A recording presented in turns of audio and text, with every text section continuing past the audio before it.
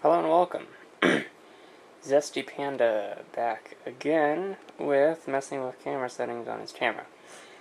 Back again with another video. So since my other video is uploading right now and I had to charge my battery, which is now it's fully charged, I have about an hour and 40 left of time. I thought I might as well go over my laptop collection. I've sorted it by newest to oldest, relatively, and I think we'll be able to go over each of them sort of in depth. Let's start with the first one. This one is an Asus. It's from 2011. And it has a Core i7 with the NVIDIA GT540 chipset, the graphics. It had originally 750 gigabyte hard drive and 8 gigabytes of RAM. That has since been removed. I removed the hard drive, well, the hard drive crashed. And then I removed the RAM to put in my Lenovo Wi-Fi 60P over there. And so this drive has like 2 gigabytes of RAM. This was originally my sister's computer, and she upgraded to an Asus Republic of Gamers laptop, and basically gave me this one. It's still worth about $300 on eBay if I ever get a battery for it. The battery's actually shot with this drive. So if I throw a hard drive in it, some RAM, and a battery, I could flip it or keep it. Next drive we have is sort of a special one. But before I go over this one, I want to actually go over the full overview of this guy. So this is actually one of the only laptops I have that has USB 3.0. On the left side we have one USB 3.0 port, HDMI out, VGA out, Ethernet, power jack, and vent. One of the problems with this is that since the power jack is here, the cord wants to go right across the vent, and the heat actually melts the cord. That's the first failure that happens. Second of all, it gets really hot that it's also melted the solder, since they use lead-free. No, not lead-free. I think they use, I don't know, because leaded solder melts easier than lead-free. But anyway, the solder melted with this jack, so I had to fix it, go in and fix it. So now on this side, we have the stereo mic jacks, 2 USB 2.0, and a DVD CD read writer. Moving on to the next laptop, it's going to be a 2011 Fujitsu convertible. It's a Lifebook T-Series, because it was the tablet one. It comes with the Wacom pen, active display pen thing. It has a expansion card slot, also for an optional remote. And it has a Memory Stick Duo port, one mini FireWire port. It is 1384, one USB 2.0, microphone and headphone, exhaust fan vent thing, power, that's on the left side. On the right side we have the non-existent optical drive, which was removed, the Kensington lock. On the back you have a total of 2, one here, USB 2.0, Ethernet, and USB 2.0 here, and a dial-up modem. You also get VGA out. What made this interesting and sort of special was it is a convertible laptop. You can take this, flip it up, and rotate the screen, and you can then write on it with the pen. Nice thing is the latch actually flips down, so then it locks in place.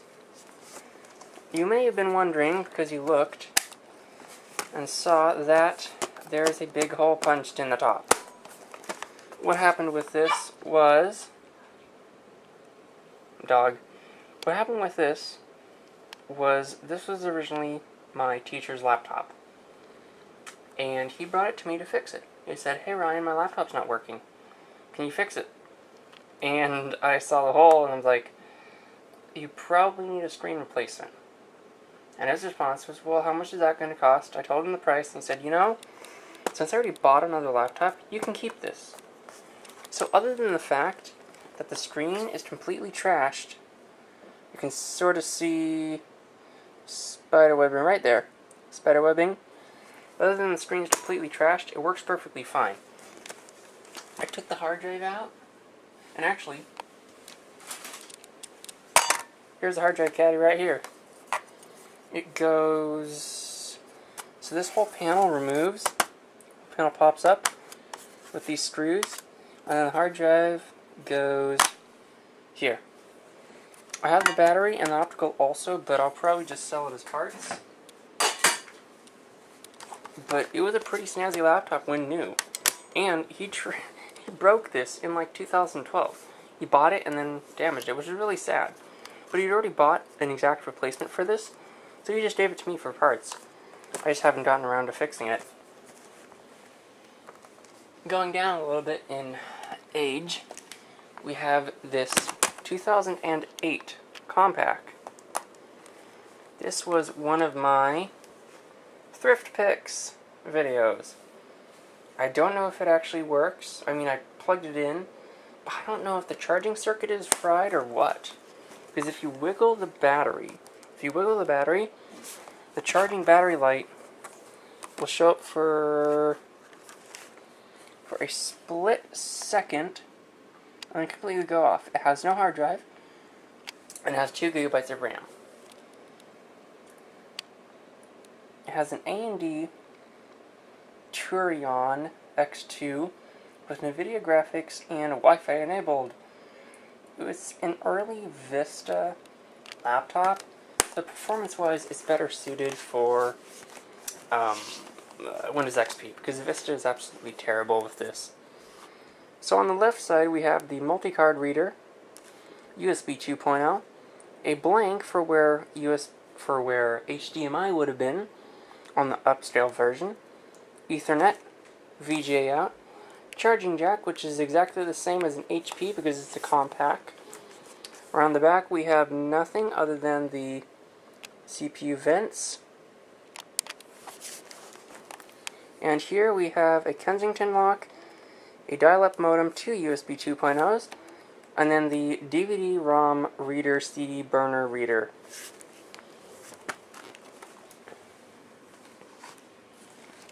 And this guy here, another Thrift Picks video, one, is completely and utterly dead. It was working before, and then it completely died on me. I was testing it. It doesn't have a hard drive. It doesn't have RAM. It doesn't have a battery. Oh, okay, sorry, it has a battery. It doesn't have the hard drive. It doesn't have RAM. I put some RAM in it. It also doesn't have the Wi-Fi chip. For some reason, they pulled the Wi-Fi. This is identical to my dad's laptop, other than the fact that there's something, I think his has the webcam. But this is almost identical to his. So I'm keeping it for parts. And also the battery still works, so I'll probably just give him the battery for his laptop. On the left side, we have a VGA out, expansion card, typically used for the modem adapter, Ethernet, modem, USB 2.0 I think, and then here's where the difference is. This expansion slot on the upscale media edition of this contains a mini remote because this laptop has an IR blaster. This one doesn't, so you just have a little blank, but this also doubles as a PCI MCIA card expansion slot thing. And you also have your Kensington lock here, dual headphone jack out, which is actually pretty snazzy. Not that many computers have that anymore. And then microphone out, or microphone in. This also has built-in Altec Lansing speakers, which sound really good. And they were really good at the time. Over here we have the indicator lights. They're a little bit dim, but we have the power light, hard drive light, and charging light. Yeah, you can see that a little bit better. Coming around on this side, we have the USB 2.0 Firewire, mini Firewire, the multi-purpose optical drive. It can burn CDs and DVDs like most of them. The S-Video out, which is actually kind of interesting, and again the USB 2.0. One thing with these laptops is that these hinges were notoriously brittle.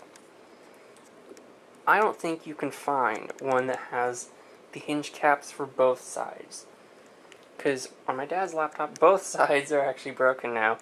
But it's always the left side that breaks. Because when you pick up the laptop and you're moving it around, sometimes it bashes up against stuff.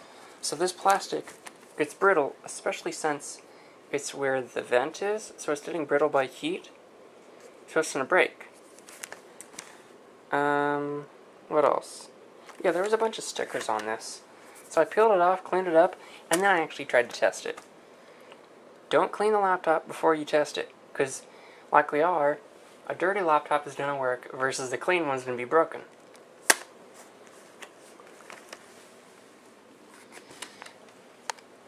And yet again, another Thrift Picks laptop. You're seeing a common theme, aren't you? This is the Sony Vaio, which I've done a video on. This thing is enormous. This is like a 17-inch laptop, and it weighs like 3 pounds, 4 pounds. But it's built like a brick. And I looked up some specs on this. This thing was $1,300 brand new. I know. It doesn't have a built-in webcam. Though in 2005, 2006, built-in webcams were pretty few and far between. So we have the standard keyboard, touchpad, etc. This one has a Centrino Duo, and it's made for Windows XP, but it is Vista compatible. I think it has a gigabyte of RAM. The HP actually, CPU-wise, forgot to talk about this, has a Pentium M. And this also has LightScribe technology, which means you can burn labels. If you have a special type of disk, it'll burn text into a special type of label that are UV sensitive. So it actually has dual lasers. One on the top that just shoots it with UV to burn in the label pattern. But this has a Pentium M. My dad's laptop has a Pentium 4. I know, that's actually pretty surprising. A Pentium 4 laptop that is still working. And he bought it new. Brand new, and he uses it every day for work. And it still works. A Pentium 4 laptop. Back to this one. This one is an Intel Centrino Duo CPU. I believe the hard drive is about 100 gigabytes. This is a multi-drive, but there's no labels on it. It can read and burn DVDs and read and burn CDs. On the left side we have the Kensington lock and the optical drive. Around the back we have the power jack and the battery, which still surprisingly holds a charge. We have the Ethernet and phone jack. On this side we have the mini Firewire 400 and VGA out, the CPU vent, the SD card memory card duo reader, 2 USB 2.0, microphone, headphone, and a wireless on-off switch, which not that many laptops have anymore, which I kind of like, to be able to turn the Wi-Fi on and off quickly. Around the front we have again a memory stick duo port and a standard multi-card SD reader. On the bottom, you have one access panel for the memory. This is completely encased. I have removed all of these screws, and I still couldn't figure out how to get this open. Maybe there's a tutorial, maybe I just didn't try that hard. But this is like completely contained. It also runs Windows XP Media Edition 2005. Because this was billed as a Media Center laptop. That's why there's so many expansion thingies on it. Then, here's a sad note. My toy book is dead. The screen snapped. Now the latch is broken. There we go. Oh, now it's breaking some more. It's completely dead. And it was so nice. What first happened was the screen cable started acting weird. So I wiggled it and then it just snapped. Sniffle. But yeah, you can see the damage here. Completely ripped. And that's... Maybe I can fix it, maybe not. I don't know. I might just sell it. Because I have to get a whole top part assembly. I mean, I could just glue it. I could do that. I could just glue it. So going over the features we have on this. On the left side, we have the expansion card slot, the audio out jack, venting for the CPU. On the back, we have the phone modem,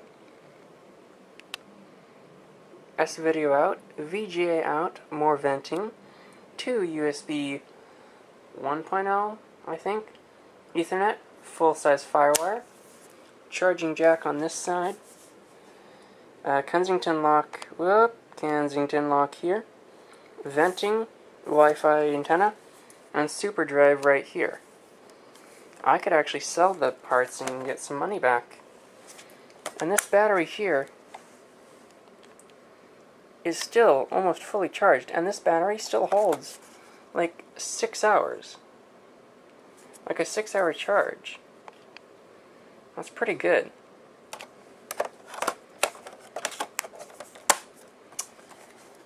Moving down the line, we have, and this trying to hold a special place in my heart for some reasons, is my Dell Latitude CPX. And this is in mint condition. I have a video on this, so I'm not going to go that deep in depth. But the port-wise, on the left side, we have a speaker, the hard drive, the 2 expansion slots, and then on the back we have an IR receiver, the power jack, a serial connector, a PS2 connector, USB 1.0, docking station connector, printer connector, VGA out, and the fan. On the right side we have S-video out, and we have line in, headphone, and mic in. We also have the gets very warm CPU vent. Again, on this side we have a speaker making stereo speaker. This has a battery, but it is completely dead. And I was thinking, yeah, see when you press the little button, it does nothing. I was thinking of just buying the floppy drive adapter for this and having floppy and CD, because I use this to play Windows 98, 195, and TOS games. The story behind this was originally my aunt had this laptop. Not this laptop, but one exactly identical to this. And she gave it to me, and it had a dead battery, but she put the floppy drive and the upgraded DVD-ROM, CD-ROM reader. And I trashed that laptop. I took it apart. I ripped the screen off. I broke it. And I was tricking myself now because these are worth a good amount of money. If only I can get a hold of this. If anyone out there has the floppy drive adapter for this, I mean, I'd pay shipping, or you can give it to me for free. I always love free stuff. That would be really awesome. So yeah, I had one just like this, and I used it and I trashed it. But then, when I went thrift shopping, I found one for a really good price, and it is in great condition. So it runs a Pentium 3 at, I think, 250 megahertz. It has Windows 98 SE installed, and I installed the USB driver, so now I can copy my games over.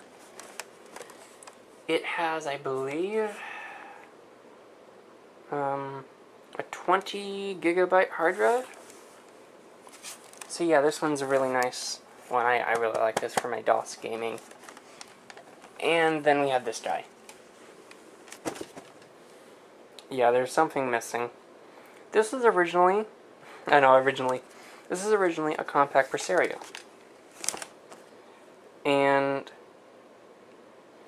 the reason why there's no screen, I bought this for $1 at a thrift shop, and it had wonky screen hinges. I was playing with it and using it, and then all of a sudden, the display cable snapped. Actually, no. The hinge snapped for both, and it flopped back and ripped the cable out. So then I removed this. Also, it had a passive display matrix. Passive matrix display, as opposed to active matrix display. Passive matrix causes what's called ghosting. So if you're playing anything like Doom or Quake, or anything fast-paced, it's going to look horrendous.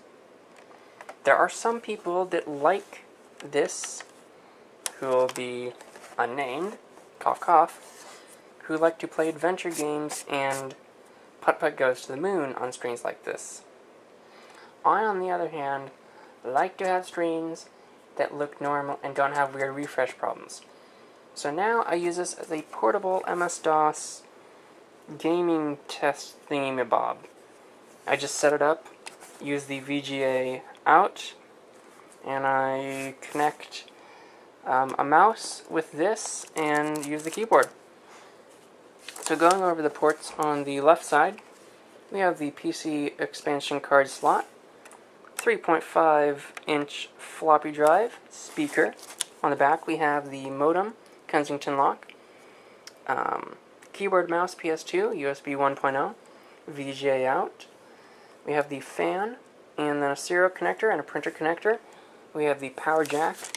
On this side we have the optical drive that surprisingly can read burned DVDs. Not DVDs, burned CDs. And then here we have where the battery would normally be. But there is no battery, because someone removed it, thinking it was the hard drive.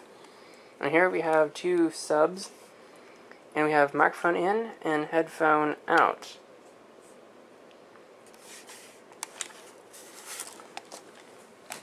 Moving on to our final laptop is this big boy here. It is an IBM ThinkPad. It is A22M. This runs a Pentium 3 with Windows NT installed for some reason. It's in perfect condition except for the fact that it is missing the open bracket key. And it's missing the hard drive plastic cover thing. So on the left, and the screen latches are broken. On the left side, we can see the hard drive, which is PATA, parallel ATA. We have an IR infrared receiver, and we have microphone in, line in, and headphone out. 3.25-inch floppy drive. On the back, we have the power connector, and we have PS2 keyboard mouse, USB 1.0, VGA out, serial out, vent for the CPU, Ethernet, modem, printer connector. On this side we have the expansion card slot, supporting dual cards. And then we have the DVD-ROM, CD-ROM reader drive.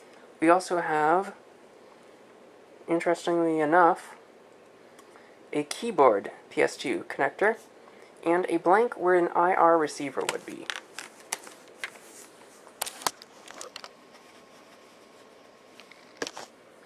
The optical drive is also removable.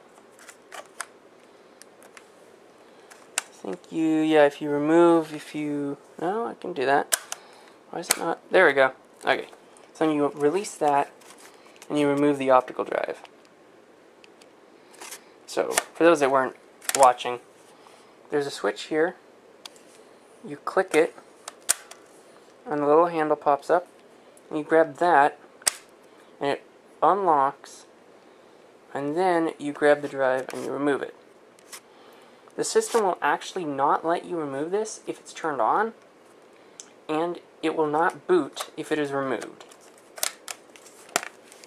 So this has been my laptop collection. If you liked this, thumbs up. If you didn't, thumbs down. Leave a comment. Subscribe if you want. Leave a suggestion. This has been Zesty Panda with another video. There are more videos that I'll do. I might do one with my Windows 95 gaming PC, but as for ideas, I'm still thinking up stuff. Oh, I might also do a gaming video on my Sony Vaio, seeing what kind of games it can play. So, have a good day.